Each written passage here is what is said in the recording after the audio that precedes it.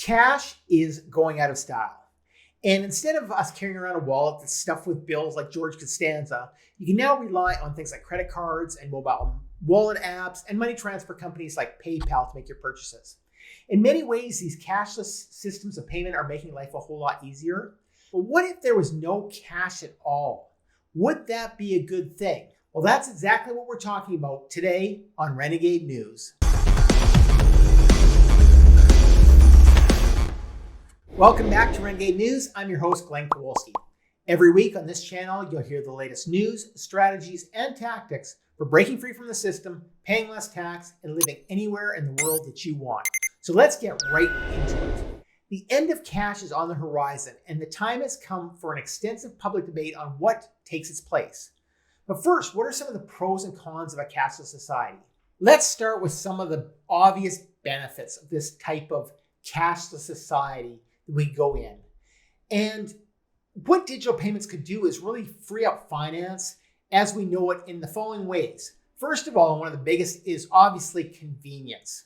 I mean, swiping a credit card or scanning your phone makes buying things super easy and super quick. It requires no counting of cash and making of change. And it allows you to buy whatever you want without having to first stop by the bank and withdraw cash to do it. It's also convenient for real retailers. They don't have to deposit as much cash every day at the end of the day, and it's easier to balance their books since electronic transfer-based sales can be immediately entered into the computer systems.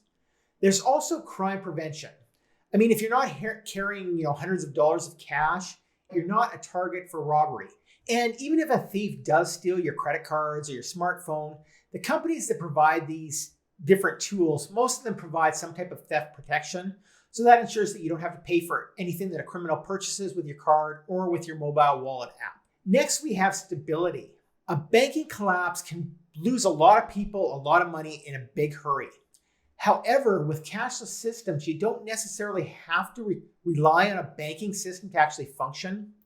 For example, in Somalia, they have what's called mobile money, and that's all but replaced a banking system that was devastated by several years of war. Like anything else, though, there are some downsides of the cashless society that you have to be aware of. First of all, it can be harmful to some population segments. Digital payments could contribute to income and wealth inequality in different segments, and it could be harmful to population segments that are missing out on things like technology or the ability to use technology, or they don't have digital access, or they don't have financial literacy. Next, there's centralized control.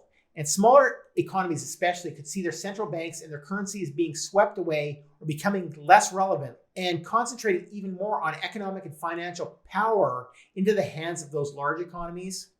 Fortunately, Bitcoin and cryptocurrency can solve a lot of that.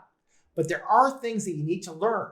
So if you're interested in learning more about Bitcoin and cryptocurrency and how it works, and if you're ready to get started right away and get on this train, but you don't know where to begin, we're offering an action plan that will walk you through the exact steps you need to start saving, earning, and spending Bitcoins and cryptocurrencies. At the end of this really short and easy to follow day-by-day action plan, you're going to know exactly what to do and how to do it.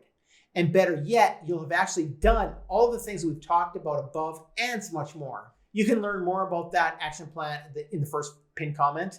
But before that, there's other potential negatives that you need to know about. For example, there can be less privacy. Physical cash has the advantage that it has confidentiality built in, and financial transactions don't have severe privacy issues.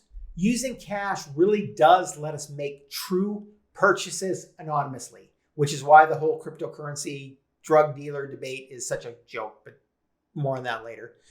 But without cash, we're going to be forced to leave a record of everything that we buy. Most forms of cashless payment leave some kind of a digital record of when and where the purchase was made and what was purchased. Now, this might not bother a lot of people, and there's many people who don't care about this privacy, but there are many who worry that governments and corporations could use that purchasing history as a way to track us, to monitor us, and even to intimidate us. It means that a cashless society also means more tax. And there could be new tax categories created. For example, Biden's $1.2 trillion bipartisan infrastructure legislation includes tax reporting provisions that apply to digital assets like cryptocurrencies and non-fungible tokens, which are also called NFTs. It also includes language for cryptocurrency brokers, which are mainly exchanges, and they're going to have to report 1099-like forms disclosing who their customers are. In addition, businesses and exchanges are also going to have to require each time they receive over $10,000 in cryptocurrencies. Fortunately, there are many lobbyists within the cryptocurrency community, and they believe that more clarity of the definition of a broker is needed. And they also argue that having to disclose transactions over $10,000 is really unconstitutional. Next, we have decreased monetary security. So what happens is when you have cash in hand, you know that it's safe from everything except for direct robbery or physical destruction. You can see you have it. But when your money is in digital form, it is vulnerable to hackers and to system malfunctions. Plus, any sort of power outage or a network problem can make it impossible for you to get access to that money in a hurry. So in many ways, cash offers this level of monetary security that a cashless system can't easily replicate. Overall, for various reasons, going cashless is going to have some very good outcomes, and it's also has some very potentially bad outcomes. Fortunately, we are building different solutions for that, including things like privacy coins, and we can still use things that are physical like gold and silver, although obviously those have their own issues. So what do you think? What are your expectations on where we're going with a cashless society? Do you think it's going to be a good thing or a bad thing? And what do you expect the next steps in the evolution to be? Let me know in the comments below. And don't forget to watch the video that you see on the screen right now for more information on the evolution of money and our evolution into this cashless system. I'm Glenn Kowalski from Renegade News, and I'll see you over there.